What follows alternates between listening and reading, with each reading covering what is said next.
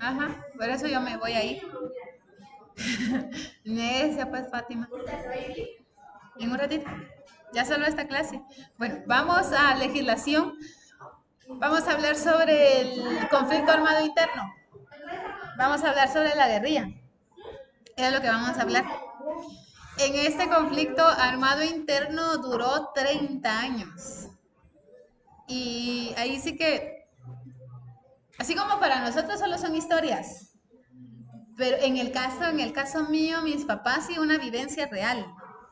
Pero para mí es una historia, son historias de qué hicieron, cómo hicieron. En el caso de mis papás, mi papá fue capturado por la guerrilla, se fue 15 días, luego lo liberaron, regresó a la casa, luego por parte, digamos, de la municipalidad donde él vivía, Santiago Zacatepeques, ellos armaron como comisiones y mi papá fue centinela, es decir, que ellos estaban ubicados en diferentes puntos de Santiago y si venía alguien sospechoso, pues ellos avisaban.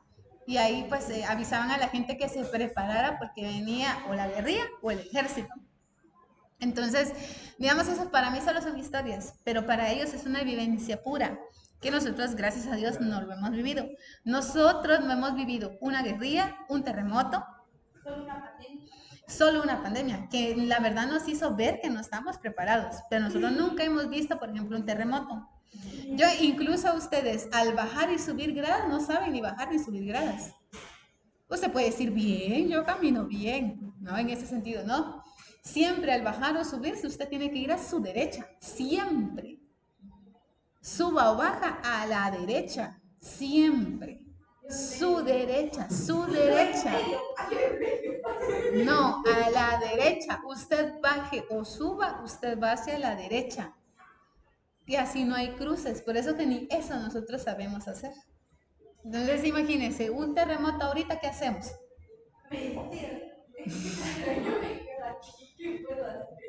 Porque aquí están los niveles más altos y un terremoto son segundos que pasan. Entonces digamos que a nosotros siempre nos han costado historias. Pero veamos un poquito de la historia. Evidenció la existencia sobre el derecho, y aquí viene la normativa constitucionaria de los pueblos mayas, la implementación de juicios orales penales por su parte reveló la diferencia entre el sistema normativo del Estado de Guatemala, concebido por pueblos ladinos, y el sistema normativo por el maya. Aquí son como que cada quien tiene sus partes. Sí, ¿qué dice aquí? ¿Qué dice allá? La guerrilla era por los indígenas y los militares es por parte de los ladinos. Entonces había una gran diferencia entre ambas culturas. Pero las dos partes también cometieron grandes errores, porque así como los militares, como la guerrilla, asesinaban, mataban, violaban a todo mundo. Entonces, por ambas partes hubo mucha consecuencia de lo que fue. Y no fueron poquitos, fueron 30 años. ¿Y cuál es la fecha para cuando firmaron la paz? No, 97. En el 97, 1997. ¿Pero cuándo fue? Exacto. Pero aquí está Zaragoza. Veamos un poquito la historia de Zaragoza. Dice que Zaragoza es un vecino muy sancionado con la expulsión de la comunidad por los indígenas al apropiarse del agua, el que tenía derecho. Esta es una historia de un vecino que se apropió de agua. El juez previno a los indígenas contra la expulsión y amenazó con encarcelar a los dirigentes. La comunidad en su totalidad le pidió al juez entrar a la cárcel por ser la expulsión a decisión de todos. El juez consultó a la Corte Suprema de Justicia y esta le recomendó buscar un acuerdo con los indígenas en vez de aplicar la pena penal, sobre todo un área de conflicto armado. El juez dialogó en la comunidad y consiguió que la población aceptara que se quedara el infractor y el juez aceptara la expulsión si esto repitiera. Este hecho obliga a pensar que estamos entre dos culturas jurídicas, una basada en norma escrita y la otra en moral, la costumbre del pueblo maya. Aquí prácticamente es el derecho como constitucionario. Hay un problema y tratan la manera que no sea penal, es decir, que el juez intervenga, sino que hablemoslo, dialoguémoslo. Por ejemplo, los cocodes es lo que hacen. No sé si ustedes han visto qué hacen los cocodes. Los cocodes ayudan bastante. Ver el agua, ver drenaje, ver escuelas. O sea, cocode es quien se mueve. ¿Y quiénes están ahí? Las personas que tienen interés de que haya un movimiento en lo que tengan que hacer. Y no todos los cocodes trabajan. No todos. Porque tienen que tener una visión y tiempo y dinero para estar ahí. Porque a nadie se le paga. Un cocode no se paga. Un cocode es que usted brinda su servicio. Por ejemplo, acá en Chimaltenango hay muchos cocodes, un montón. ¿Ustedes conocen alguno donde viven? ¿Ustedes están en Santa Ana? Pero ahí me imagino que hay, porque en todos lados hay cocodes que ayudan, promueven, dicen, van. Y en donde se ven más los cocodes es, por ejemplo, ahorita que va a empezar el otro año la elección. Ahí se van a mover más los cocodes. ¿Qué es lo que hacen los cocodes? Es decir, vengan por ejemplo, a mi área. ¿Qué nos van a entregar? ¿Qué nos van a ayudar? Por ejemplo, ahorita, aquí en Chimaltenango no hay mucha agua ahorita. Está escasa el agua, bastante escasa. ¿Quién está entregando agua? ¿Cómo se llama? No es alcalde, es un candidato a alcalde que está entregando pipas de agua. Sí. ¿Qué está haciendo él? Haciendo puntos. Ajá. ¿Y quién me manda a decir eso? Los cocodes, digamos que fíjese que en mi área, en mi pueblo, en mi zona no hay agua. Entonces él llega por pipas y empieza a entregar agua. Y como uno necesita, es lo que hace esto, que nosotros vivimos en dos culturas. Pero Chimaltenango ya ha dejado de ser derecho constitucional. Tal vez más arriba sí. Tal vez el Camal sí hay derecho constitucional que sí penaliza. Dayana creo que sí también. Usted sí me dijo la otra vez que sí derecho constitucional sí se aplicaba en donde usted vive. Pero yo digo que sí porque el área donde usted vive. Cindy no hay derecho constitucional, a nadie quien azote como el Maya, no, eso no existe. Pero yo digo que ustedes dos sí. Dayana sí por donde vive. Es que Dayana está más arriba. Y ahí hay más derecho constitucional. Es decir, ley Maya. Sí. Y son extraños. Yo una vez llegué allá, que me dijo mi compañera. Porque yo, o sea, acá estoy acostumbrado a decir, buenos días, buenos días a todos. Allá les decía buenos días a todos. Son de cambio. Entonces me dijo mi compañera, no te separes de ti. Durante los años de 1944 y 1954, hubo gobiernos que otorgaron derechos básicos a la población, como la educación, la seguridad social, el derecho laboral, los servicios de salud o la distribución de tierra para sembrar.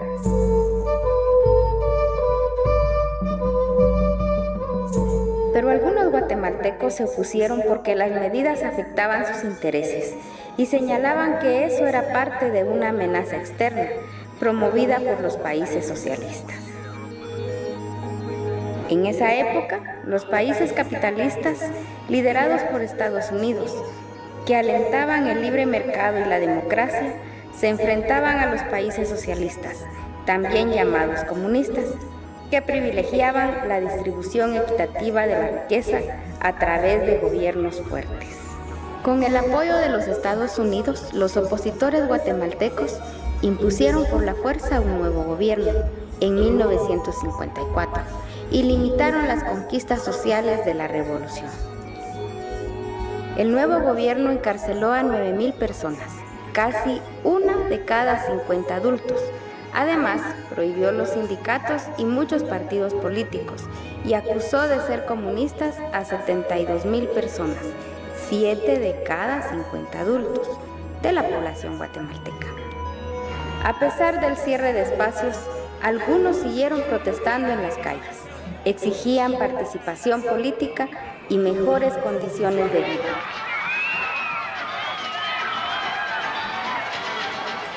El conflicto con el gobierno fue en aumento y en las calles muchas personas demandaban la solución a sus necesidades.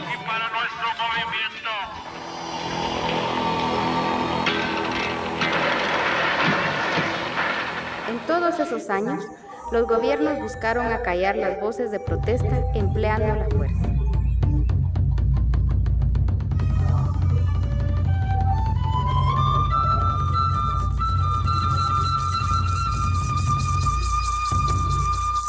En 1960 1960 apoyaron a la guerrilla y otros al gobierno. Otros trataron de mantenerse al margen para sobrevivir. Algunos se unieron a un u otro bando. El gobierno reclutó a miles de soldados que fueron obligados a perseguir o matar a la población.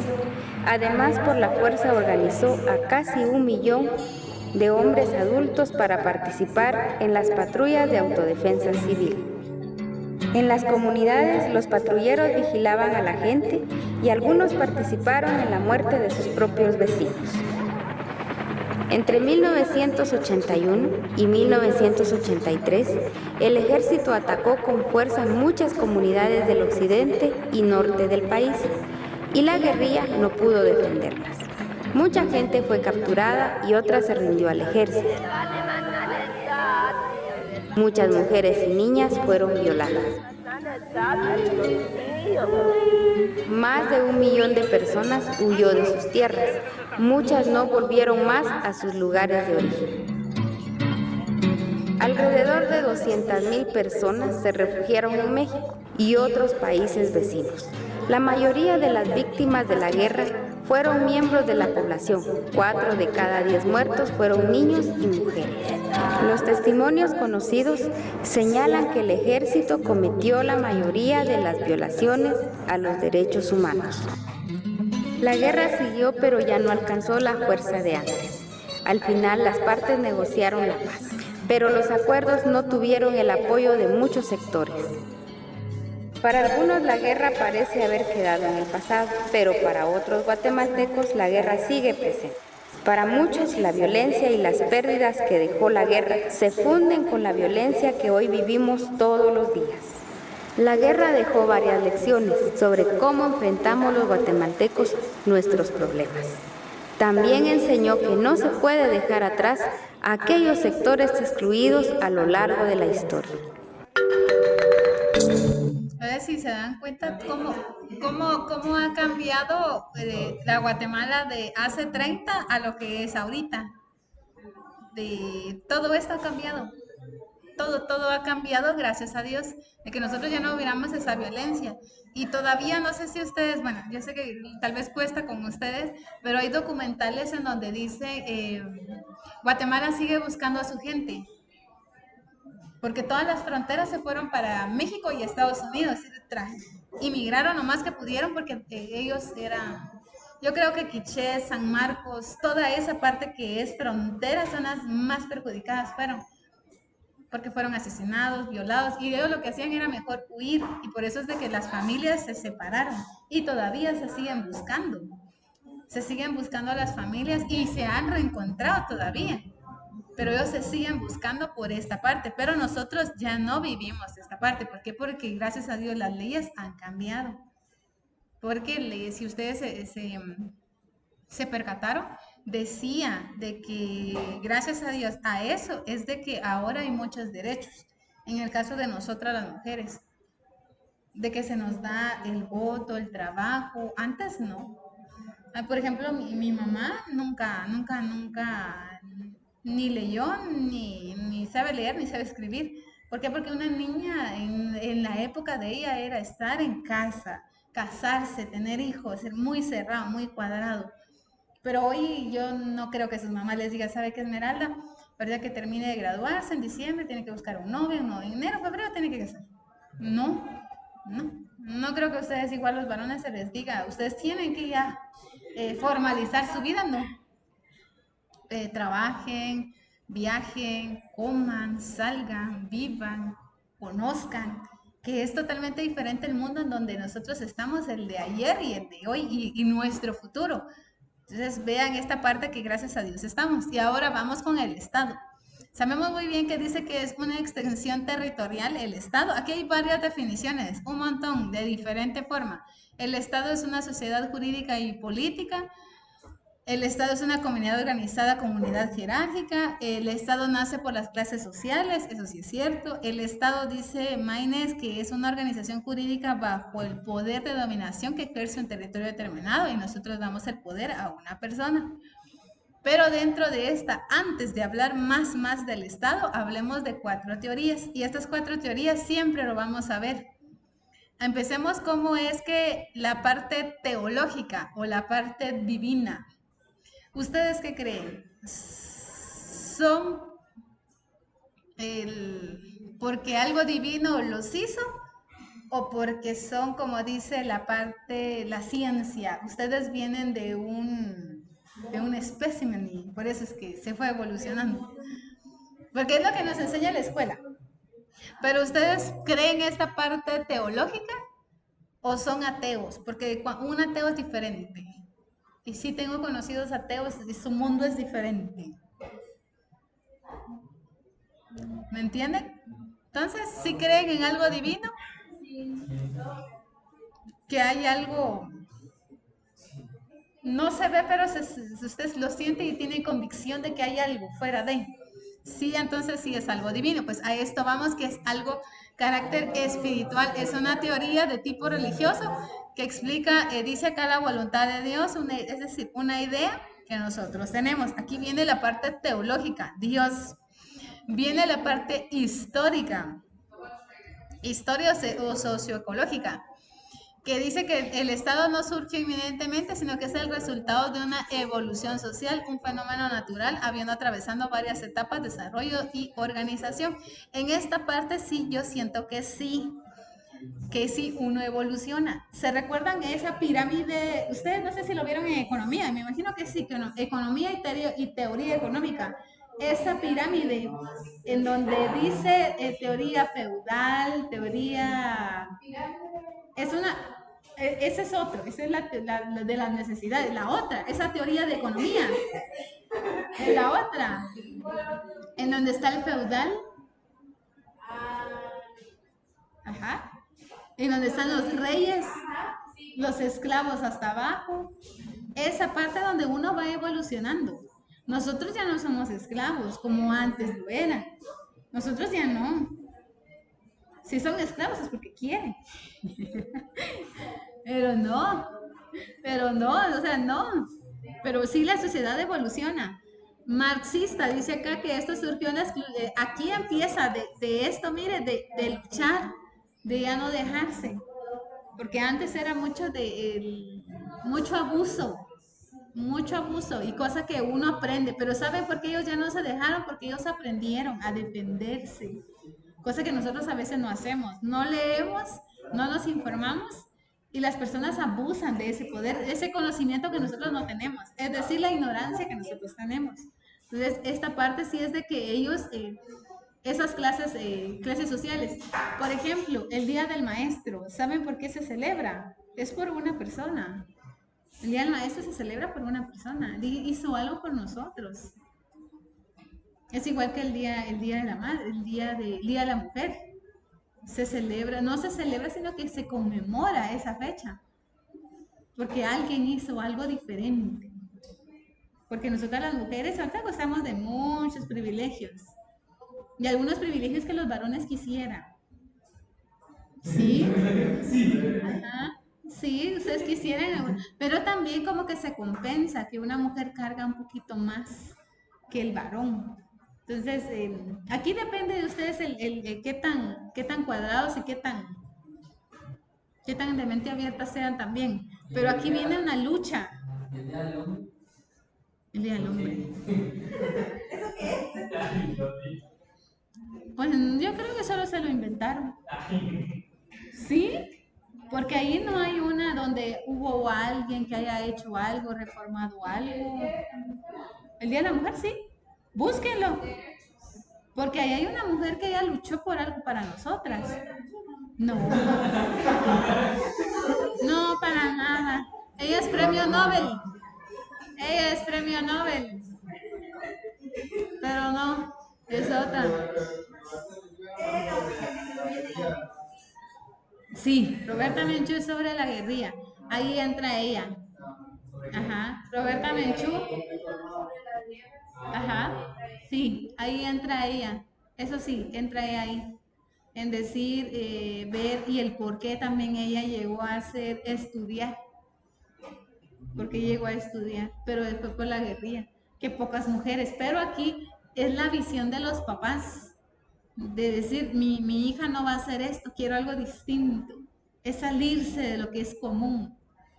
Ustedes, después de ciertos años casarse, tener hijos, es salirse de ahí. Ella la sacaron de ese ambiente y decirle, no, usted tiene que estudiar, usted es mejor que ser mamá. Usted puede ser profesional y mamá a la vez, sí se puede. Es que sí se puede. Sí cuesta, sí lo sé, no es nada fácil. Ser profesional y tener una casa no es fácil, pero sí se puede. Sí, ajá. Es cuestión de luchas. Es cuestión de luchas. Es cuestión de también no caer en vicios.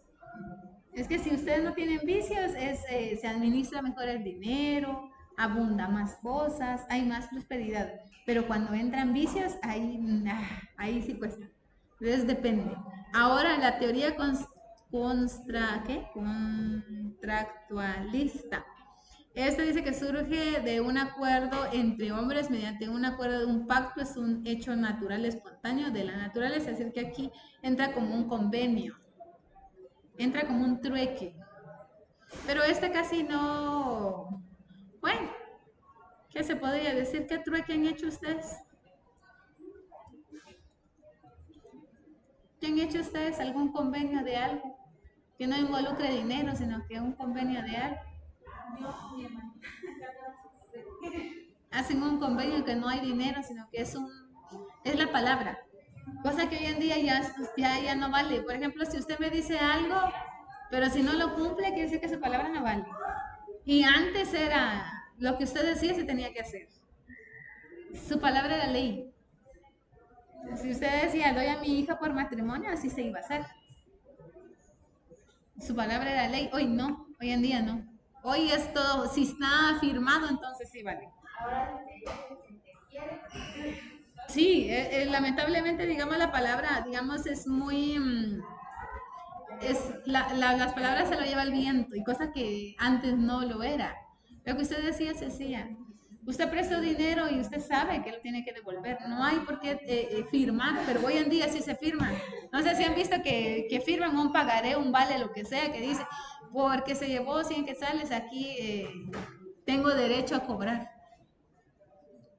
O hoy en día es todo, usted lo grabó, usted tiene evidencia, ¿me entienden? Que ya no le creen a usted lo que dice. ¿Por qué? Porque ya no hay esto. Lo que se dijo se hace, punto. ¿Ves? Aprendan a que esa palabra siempre sea válida. Lo que usted dice se tiene que cumplir. Háganlo. Yo sé que pueden. Están chiquitos para no cumplir su palabra. Ahora vamos a los elementos del Estado, que son 4. Aquí falta uno. No, pero falta. Está el territorio. El territorio no es no solo terrestre, sino es aéreo. ¿Y el otro? Marítimo. La población, ¿cuánto de población nosotros tenemos? Uy. El poder, ¿quién le da el poder quién le da a uno el poder? Nosotros. Nosotros los que votamos. Le damos el poder a alguien. Le damos ese poder. ¿Por qué? Porque sentimos que esa persona puede hacer algo por la sociedad. Aquí está el territorio más definido. Es una porción de espacio que dentro dice que comprende suelo, subsuelo, marítimo, aéreo. Y eso es lo que yo le decía yo a Brian la semana pasada. Apréndase las aduanas de Guatemala. Necesito que se aprendan las aduanas de Guatemala. Eso yo le decía yo a Brian, necesito que se lo aprendan, porque ese es el territorio que usted tiene que aprender, porque eso viene en el examen. Las aduanas. Hay aduanas aéreas, hay aduanas marítimas y hay aduanas terrestres. Y es fácil, le digo yo, las aéreas solo existen 2, Guatemala y Petén, nada más. No hay otra,